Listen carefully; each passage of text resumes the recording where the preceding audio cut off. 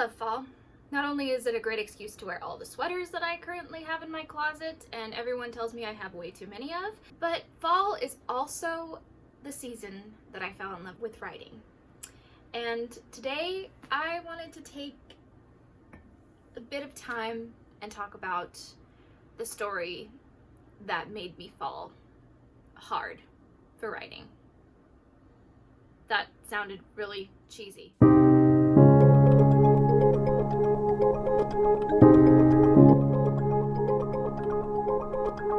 Today I wanted to talk about the story that got me hooked on writing.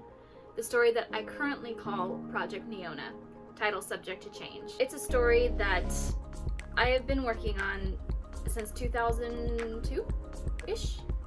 I can't remember. Something that started out as a class assignment has snowballed into a story that I hope will resonate with a lot of people and is a story that's really close to my heart.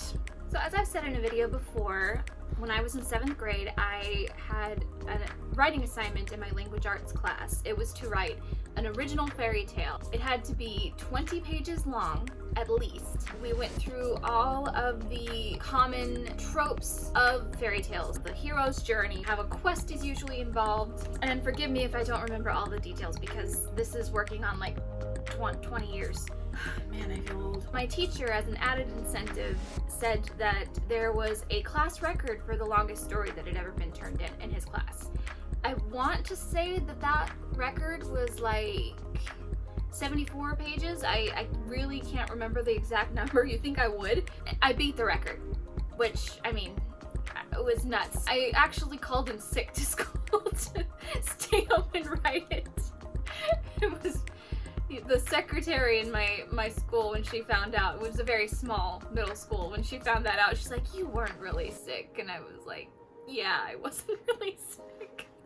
This is that original story. My grandparents, they were so proud of me that they borrowed my manuscript and they took it to have it bound at our local print shop. I have post-it notes because the original title is now kind of a spoiler. We also had to illustrate the story.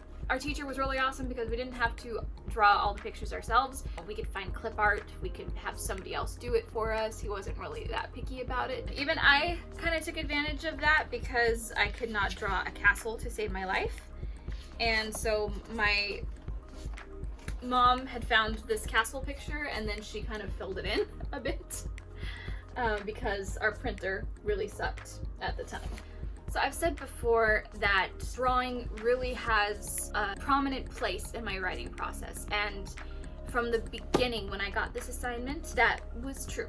The first thing that I did was I went home and I got one of my many sketchbooks because I already really loved to draw, even at that point in my life, and I drew my heroine, and I tried to find that picture. I have no idea where I got to. I've moved twice in the past year, so somewhere, I'm sure, because I never would have gotten rid of that picture. This is the picture of her that I turned in with my story. This is Neona. The story has always been about Neona wanting to find her family. Surprisingly, her character has been the hardest to actually pin down.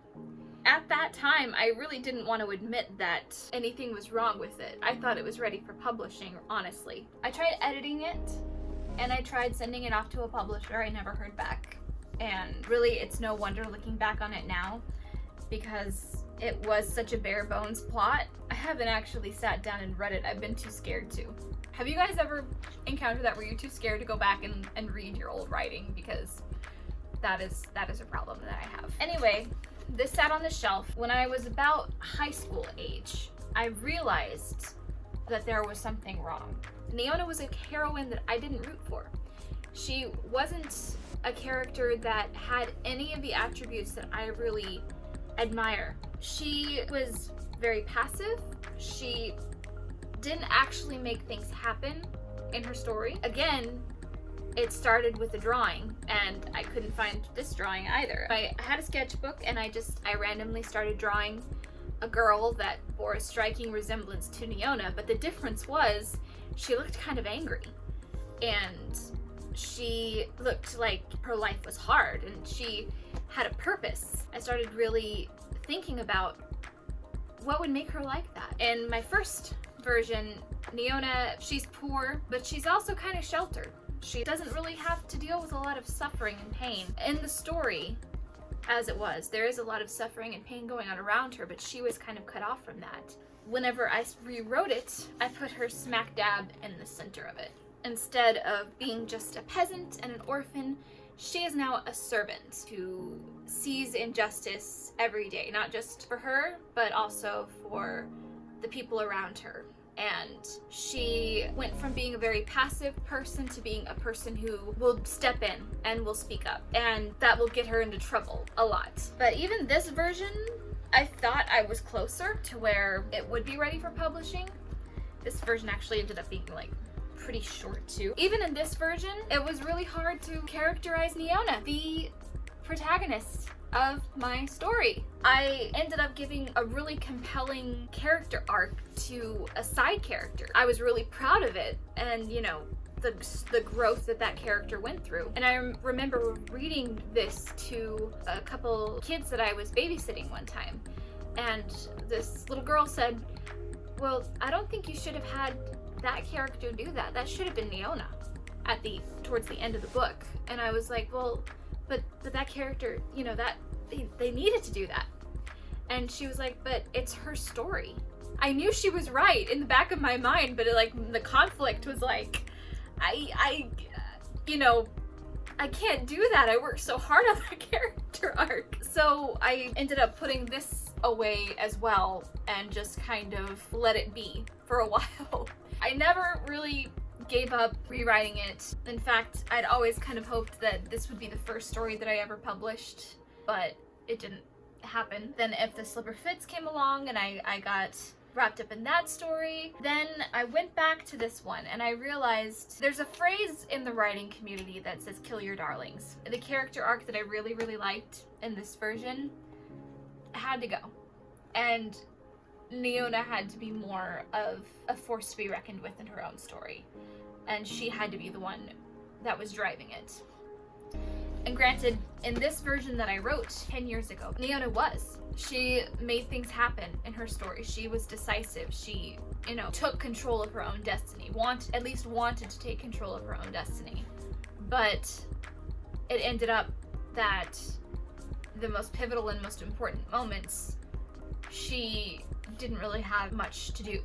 So I realized that if I were to rewrite this, that there were gonna be major changes. Part of that change was, of course, that character arc that I had a hard time letting go of. Also, the ending, which I won't get into what the ending originally was, but it was very much a classic Disney happily ever after. And for where Neona ends up at the end of the story, that wasn't really gonna work. So I decided that Neona needed a different ending.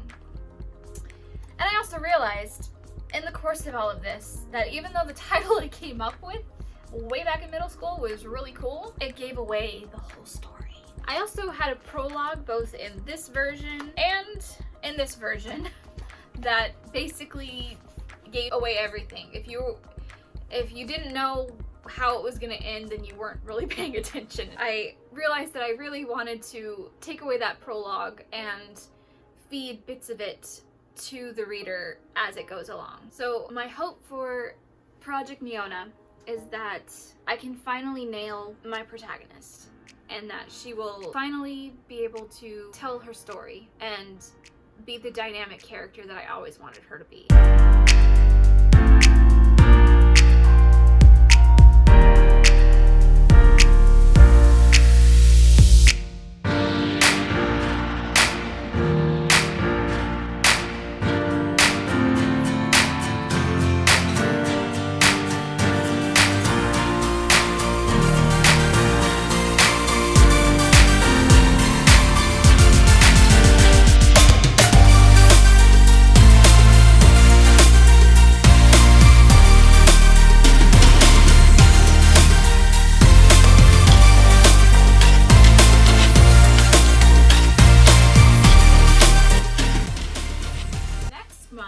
Which is NaNoWriMo, depending on when this video goes up. I'm not quite sure when I'll be able to get it up. I really hope that I can finish her story and at least get a springboard into a first draft. Thank you so much for watching this video.